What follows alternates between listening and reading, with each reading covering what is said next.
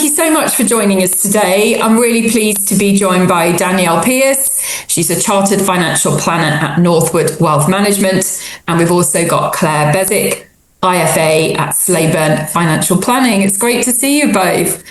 So I suppose let's start talking about your pathway into your role now. And Danielle, I'm just going to start with you. Just take us through very briefly your career and how you got to where you are today.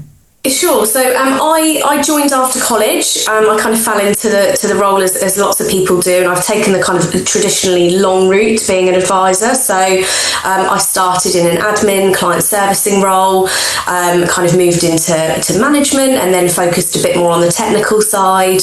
Went over to power planning, and then progressed over many years into an advising role, and then through that have been exposed to kind of senior management, more strategic. Procedural, some compliance. So getting a whole view of the business and the different. Yes, I'm very fortunate. I've been exposed to kind of all areas of financial services. Yeah, great. And Claire, I'll come to you. Maybe you could just share your journey. Yeah, probably a similar one, to be fair. I didn't have a career path really when I left college, and university was never an option for me. So I started work at a bank and went into financial services that way, onto administration and supportive roles within financial advisor practices. And then I spent a large number of years with a consultancy firm working with many financial advisors across the UK, behind the scenes, in their offices, processes, compliance, implementation, all that kind of stuff. So I really got a good insight to financial advisor practices and the business setup, and really the importance of the role that they do. Yeah, great. And let's talk a little bit about your role now, Danielle. I'll come back to you on that. What do you really love about your job? What are the key things that really excite you coming in the morning? Do you know what? I think it's what's at the core.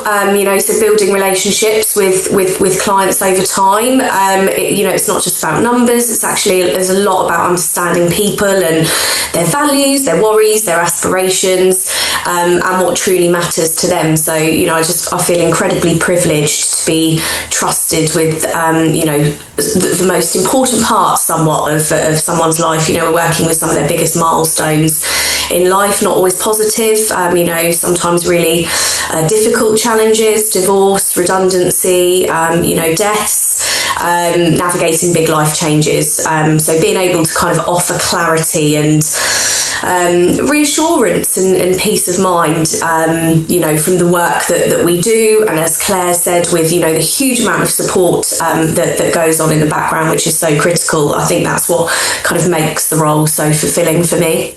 And every conversation's different, isn't it? I mean, there may be similarities sometimes in what you're advising on, but every family, every client has a different. And everyone's got different priorities, different objectives. What's important to me might not be important to you, and it's being able to adapt, your style and your communication, and your strategy really to deliver what's important to them. Yeah, great. And Claire, what are the key things about your role at the moment that you're really enjoying?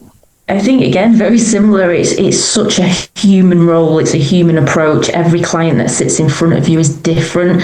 Every client journey is different. And you've got to be able to sit there and understand what they're trying to ask from you. And, they may say certain words, but there's feelings behind those words and emotions, and there's positives to it. There's many positives on that journey, but some stories aren't so positive, and you've got to be by the side of that client as well.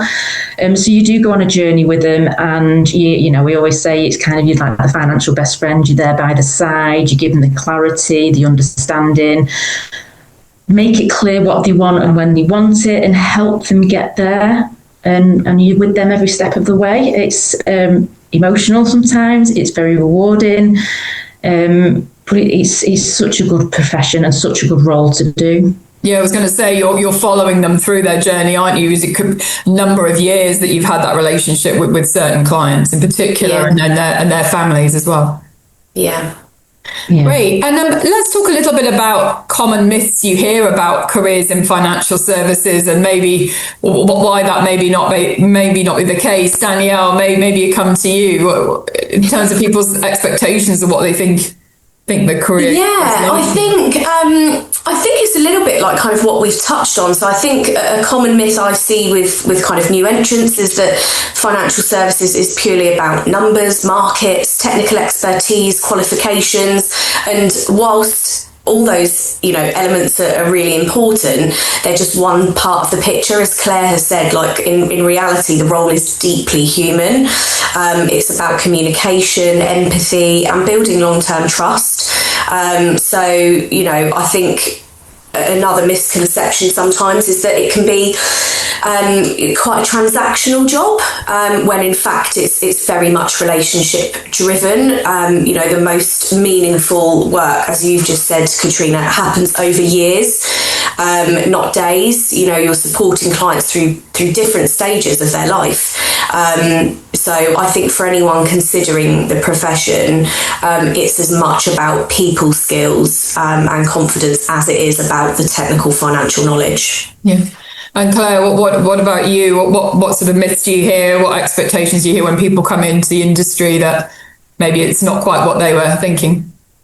I think sometimes it's kind of like you have to be on a path to be in this profession and to do this role. And I think myself, I'll point back to that. I went self-employed as a financial advisor 5 years ago, but I never felt that I was the right person to do that role, because I thought that was what the profession was telling me, because I hadn't done the university degree and my journey was slightly quirky and a bit different. And it comes with that myth of, it's all about being suited and booted and corporate, and you have to go on this journey and you get into this profession where it isn't like that at all. It's such an open profession and there's so many opportunities in there, especially for women, and women are needed. The language we talk and how we feel, Danielle, you've touched on it as well, is, it's human, it's trust, it's empathy, it's really sitting down with that client and really getting to know them and understand.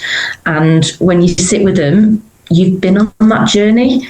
Especially for women who are looking for financial advisors, we are the career women, we have the family, we've done the studying, we've done that all as in the role that we do, so we can understand what they need from us as well. Yeah, great. And Danielle, maybe just finish with you on that. Just obviously really important to keep encouraging women into the profession, and it's a great career, isn't it, for women to fit into? Oh gosh, absolutely. And actually, I think just to kind of touch on another myth relating specifically to women, I think is that it can't fit around family life, and it can. I'm actually currently working part-time, having come back from maternity leave, so it very much fits around my young family, my demanding 1-year-old, and you can still maintain those relationships. But for women, there's for anyone, in all honesty, but women particularly, there's such great progression opportunities, as kind of Claire and I have hopefully demonstrated. We've gone all around the houses, if you like, and there's so much variety in financial services. I think sometimes roles are shoehorned into, you're either in kind of admin, you're a power planner, or you're an advisor, and it's just not the case. There's so much more that the profession can offer. It's just finding what works for you, and like Claire said, it's not always a clear pathway, and that's okay. If you need to bounce around a bit to find which role works best for you, then do it. Well, great. Well, thanks so much for joining us, giving us some great insight into your roles, and as you said, helping to dispel some of those myths and talking about different types of journeys there. Thank you very much.